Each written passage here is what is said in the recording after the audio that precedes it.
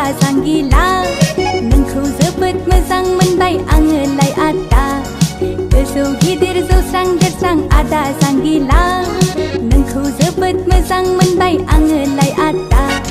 south फिल्मनि actor बादि नुलायलांथारबाय आदा साउथ फिल्मनि एक्टर बादि नुलायलांथारबाय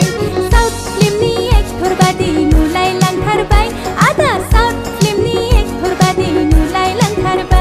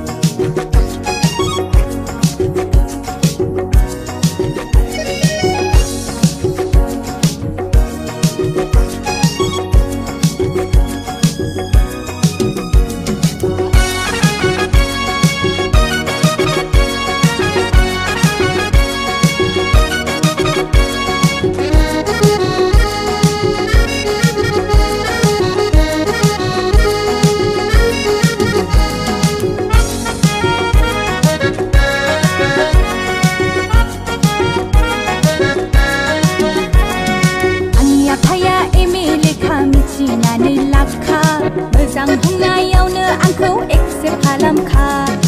आंनि आफाया एम ए लेखा मिथिनानै लाखा मोजां बुंनायावनो